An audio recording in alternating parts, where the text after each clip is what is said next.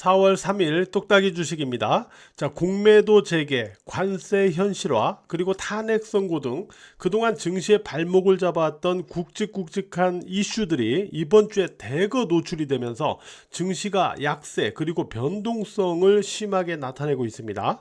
자, 오늘 장의 경우는요, 큰 폭으로 갭으로 하락을 했다가 낙폭을 대거 줄이면서 이렇게 마감을 했는데요. 자, 이 과정에서 두 가지의 특징이 존재를 했어요. 그래서 오늘은 이 부분을 가지고 좀 살펴보도록 하겠습니다. 자, 첫 번째 특징을 보면은 오늘 큰 폭으로 떨어져서 출발을 했죠. 낙폭을 그러나 많이 줄이면서 또 마감을 했습니다. 코스닥 지수는 장중 고점이 플러스까지 낙폭이 줄어들면서 플러스까지 형성을 했었어요. 자, 이렇게 흐름을 가져갔는데 사실 간밤에 미국 증시는 하락을 한 게 아니라 상승을 했어요. 자, 나스닥 지수를 보시면 상승을 했죠. 그런데 트럼프의 이 상호관세 이 내용이 공개가 되면서 미국 선물지수가 하락세를 보였습니다. 바로 이 영향으로 오늘 한국 지수가 하락으로 이렇게 출발을 낙폭을 크게 가지고 했다가 낙폭을 다시 줄여주는 그런 흐름을 보여준 거죠. 자, 일단은 이러한 낙폭을 축소할 수 있었던 이유를 우리가 일단 놓고 보면은 무엇보다도 일단 관악폭 영역으로 초반에 떨어졌었죠. 코스피 2500포인트 이하, 그리고 코스닥 680포인트 이하로 이렇게 떨어지는 그러한 흐름을 보였죠. 그죠? 제가 코스닥의 680포인트와 그 다음에 코스피의 2500포인트 이하는 다시 관악폭 영역으로 들어가는 거다, 이렇게 이미 말씀을 드렸잖아요. 이렇게 관악폭 영역으로 떨어진 부분, 그리고 간밤에 미국 증시는 사실은 반등을 했었죠. 그런 가운데 어제 한국 지수가 빠졌죠. 선제적으로 빠졌었죠. 그러니까 한국 지수가 어제 선제적으로 빠진 상태에서 미국 증시는 반등으로 마감했죠. 그 상태에서 이제 미국 선물 지수 때문에 뚝 떨어져 출발했지만 또 관악폭 영역이었죠. 이런 부분들이 맞물려 가지고 낙폭의 축소를 만들었다라고 보고 있어요. 근데 우리가 이 기술적인 부분에서 제가 앞선 방송에서, 그러니까 화요일 방송에서 여러분들에게 말씀드릴 때 이 반등 때문에 월요일 날의 이 음봉 저점은 의미가 일단 생겼다 라고 말씀을 드렸거든요. 일단 의미가 생긴 어떤 저점은 다시 깨고 내려가면 훼손되면은 상황이 안 좋아져요. 자, 그런 상황에서 오늘 그 아래로 뚝 떨어졌다가 결국 종가지수는 월요일 음봉 저점을 회복해주면서 끝났어요.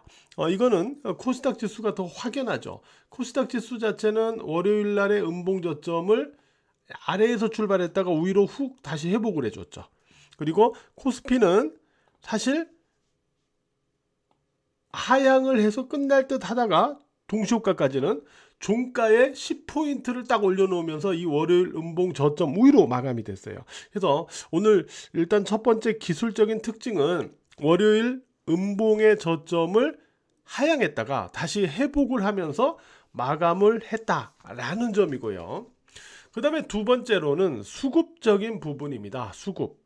자, 오늘 코스피 프로그램물의 동향을 한번 볼게요. 보시면은 코스피 프로그램물은 오늘 7,834억 원의 대규모 매도로 나왔어요. 대규모 매도로 나왔고, 이 매도의 형태도 장 출발점에서부터 계속 끝날 때까지 매도가 확대되는 쪽으로 움직였어요. 그러니까 지수는 뚝 떨어져 출발했다가 낙폭을 이렇게 줄이면서 마감됐는데, 프로그램물은 여기에서 출발해서 오히려 매도를 계속 확대시킨 거죠. 자, 이 매도는 다 외국인 매도입니다. 자, 그러다 보니까 오늘 외국인 코스피의 현물 동향을 보세요. 오늘 외국인이 1조 3,776억 원을 대량 순매도했어요. 코스피에서. 그런데도 지수는 낙폭을 대거 줄이고 마감을 했다는 거죠. 자, 이 물량은 개인이 8천억 원, 그리고 기관이 4,600억 원을 이렇게 순매수를 하면서 이 물량을 받았는데, 우리가 앞서서 3월 31일 날 보면 이날도 1조 5천억 원 이상의 외국인의 순매도가 있었어요. 이게 월요일 날 그 장대음봉 나오고 폭락하던 날이죠. 그래도 이날 외국인이 대량 매도할 때는 지수가 그대로 급락 저점에서 마감을 했죠. 76포인트, 77포인트 빠지면서. 근데 오늘은 똑같은 이런 물량이 나왔는데 낙폭이 대거 축소되면서 끝났다. 이렇게 봐야 되는데, 자, 그러면 이런 현상은 어떻게 우리가 해석을 해볼 수 있겠는가 하는 부분입니다. 그래서 이 부분을 가지고 제가 일단 생각을 해볼 때 이렇게 좀 생각을 하고 있어요. 일단 외국인의 입장에서는 한국 경제의 이 관세와 관련된 어떤 영향력 이런 부분, 그리고 미국의 선물 지수의 약세를 좀 반영하는 그러한 어떤 매매의 수급이 아니었느냐, 외국인은 일단 이렇게 보고 있고요. 그럼 국내 수급은 뭐냐? 국내 수급은 일단 뭐 관악폭 영역이기 때문에 배팅했던 부분도 있겠고요.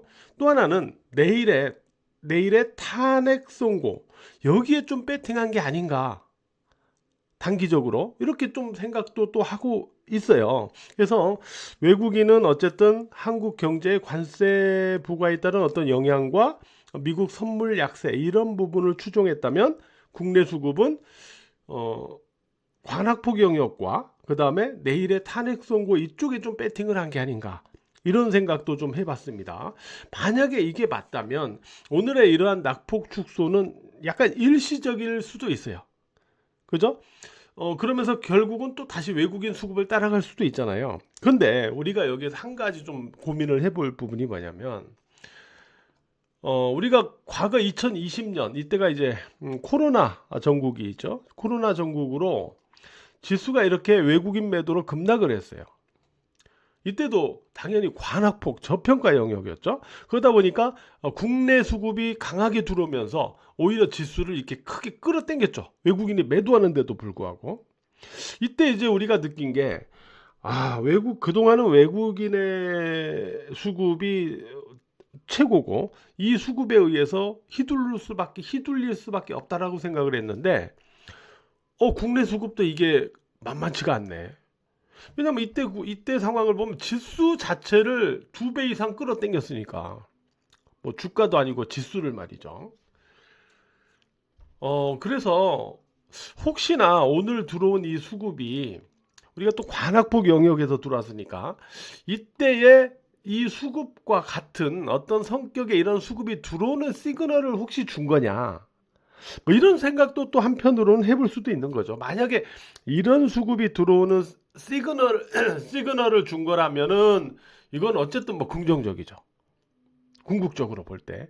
그러나 만약에 내일의 탄핵 선고에 배팅하면서 단기적으로 들어오는 거라면은 이거는 좀 약간 단기적인 개념에서 뭐 또 이렇게 끝날 수도 있겠죠. 그래서 우리가 이 부분을 가지고 우리가 살펴봐야 돼요. 그러니까 외국인의 수급이 변하면 좋겠지만, 외국인의 이런 매도 수급이 변하지 않을 경우 국내 수급의 역할이, 오늘에 나타났던 이 역할이 어느 정도의 추가적인 역할을 담당하느냐, 이거를 우리가 보는 거잖아요. 만약에 이 과정에서 만약에 지수가 결국 탄핵 선고 이후에 이 월요일 날 만든 음봉 저점이죠. 월요일 날 만든 이 음봉 저점. 월요일 날 만든 이 음봉 저점. 그죠? 그리고 또 오늘 저점이요. 그러니까 월요일 날 만든 음봉 저점과 오늘 저점이죠. 자, 이렇게 놔야죠. 왜냐하면 오늘도 양봉이지만 외국인은 대량 매도를 했으니까. 자, 이 상태에서 지수가 만약에 월요일 음봉 저점은 물론이고 오늘 저점도 깨버린다, 이러면은 오늘의 이 국내 수급은 의미가 없어요. 그냥 외국인 수급 따라가는 거예요, 그냥. 그죠? 근데 자, 이 월요일 음봉 저점을 지키면서 자, 우리가 앞에서 보면은 갭을 3개 만들었어요. 하락 갭을 오늘 하나 만들었죠. 앞에서 못 메운 갭 하나 있었죠. 사실 위에 또 하나 있었어요. 그래서 또 하나 있었습니다. 자, 이 중에 오늘 갭은 물론이고 요 두 번째 갭이죠. 만약에 여기를 지지하면서 국내 수급이 이 두 번째 갭까지 메우는 쪽으로 흐름을 가져간다. 이러면은 뭔가 이거는 앞에서 제가 말씀드린 2020년에 들어왔던 그 수급의 일부 그런 성격도 좀 우리가 의심은 해볼 수도 있을 거예요. 그래서 자 결론은 자 지금 자리에서 오늘 장에 나타났던 특징을 바탕으로 놓고 볼 때 그냥 반짝 오르다가 다시 그냥 되밀려서 월요일 음봉 저점과 오늘 저점을 깨면은 그냥 이거는 단순하게 내일의 탄핵 선고를 노리고 들어왔던 그냥 매수세에 불과하고 결국은 외국인 수급에 또 좌우될 수밖에 없는 여건. 자, 월요일 저점, 음봉 저점을 지지하면서 이 두 번째 갭을 회복하는 쪽으로 간다면 이거는 뭔가 힘이 있는 국내 수급이구나. 그러면서 2020년에 들어왔던 수급 이 성격일 가능성도 좀 뭐 물론 그때처럼 그만큼 끌어당긴다는 게 아니라 그때 들어왔던 수급의 존재들 그 존재들일 가능성도 생각은 해볼 수도 있겠죠. 어쨌든 오늘의 특징을 보면서 이런저런 생각을 해봤어요. 물론 이거는 그냥 우리가 어떤 후속 흐름을 살펴보는 데 있어서 하나의 그냥 기준을 만드는 거예요. 알았죠? 그래서 지수의 동향과 수급의 동향을 가지고 이런 부분을 갖고 한번 우리가 체크해 보자 라는 말씀을 좀 드려보도록 하겠습니다. 그리고 상호관세 관련해서 이렇게 보면요. 한국에 이제 상호관세를 25% 부과한다 이렇게 발표가 됐잖아요. 그런데 지금 보시면은 이 행정명령에는 26%로 돼 있어요. 그래서 이 부분 때문에 이제 백악관에서는 어떻게 말을 했냐면은 행정명령에 따라야 된다. 그러니까 25%가 아니라 26%다. 이런 말이에요, 지금. 이 상호관세 내용이 공개되기 전에도 증시는 25% 정도의 상호관세가 나올 것으로 이미 예상을 하고 있었어요. 그러면서 25%보다 혹시나 좀 줄어들까 이런 기대감도 좀 갖고 말이죠. 그러나 결국 25%로 발표가 됐었죠. 그러니까 이 부분은 어느 정도는 증시가 아주 뭐 예상을 못했던 건 아닙니다. 어느 정도 반영을 어느 정도는 하면서 왔던 부분인데 하여튼 뭐 요도 행정명령에는 또 26%로 돼 있다고 그래요. 조금 다행인 건 뭐냐면 그나마 자동차 쪽이 좀 걱정을 했던 게 뭐냐면 철강 알루미늄에 이제 관세 25% 붙이고 여기에 상호관세 25%또 붙이면 50%잖아요. 이거는 진짜 엄청나게 타격이 큰 거잖아요. 다행히 자동차 쪽에서는 상호관세는 부과하지 않겠다. 왜냐하면 철강 알루미늄 쪽에 25% 관세가 부과됐으니까 자동차 쪽에 추가적인 상호관세는 부과하지 않겠다라고 해서 그냥 25%. 요게 조금 다행이긴 한데 어쨌든 증시가 예상했던 25%는 반영을 하긴 했지만 혹시나 조금 줄어들지 않을까라는 기대감은 무산이 됐고 또 이 행정명령서는 26%로 됐다는 점 이런 부분이 좀 있단 말이죠. 아울러서 이를 통해서 결국 한미 FTA는 다 무산이 돼버려 훼손이 돼버렸어요. 의미가 없어진 거죠. 그래서 이제는 트럼프도 아마 이런 상호관세를 이렇게 강행을 해 놓고 나서 나중에 이제 국가별로 이렇게 협상을 아마 할 거예요. 제가 볼 때는 순차적으로 그 과정에서 이제 한국도 미국과 이제 협상을 해 나가야 될 겁니다. 그래서 이 협상을 통해서 이 상호관세의 부담을 이제 경감을 시켜 나가야 될 거예요. 그래서 이런 부분들을 우리가 앞으로 좀 지켜봐야죠. 그러니까 이 상호관세 이게 트럼프 임기가 끝날 때까지 계속된다가 아니고 이제 이렇게 해놓고 나서 이제 국가별로 이제 협상을 하면서 이제 줄여 나가겠죠. 뭐 줄 거 주고 또 뺏을 거 뺏고 해가면서 그죠. 이런 과정에서 이제 어떻게 또 줄여 나가고 어떻게 변화시켜 나가는가가 앞으로 또 증시에 또 반영이 될 거고요. 어쨌든 이런 부분을 우리가 고려를 해볼 수가 있을 것 같습니다. 자, 어쨌든 매우 어려운 그런 변동성 구간을 우리가 맞이하고 있는데 맨 처음 말씀드렸다시피 그동안 증시의 발목을 잡았던 이런 굵직굵직한 이슈들이 이번 주로 다 노출되는 거거든요. 내일 탄핵 선고까지 하면 다 노출되기 때문에 어찌됐든 간에 다음 주부터는 이러한 이슈들이 다 노출된 상태에서 이제 다음 주 증시잖아요. 다소의 증시에 어느 정도 조금 안정을 찾는 그러한 또는 다음 주에는 이번 주보다는 그래도 매매 여건이 다소 좀 개선되는 그러한 상황이 나타날 것으로 볼 수 있어요. 이런 부분도 좀 고려해서 보시기 바랍니다. 자, 오늘 하루도 매매하시느라고 모두 고생 많으셨어요.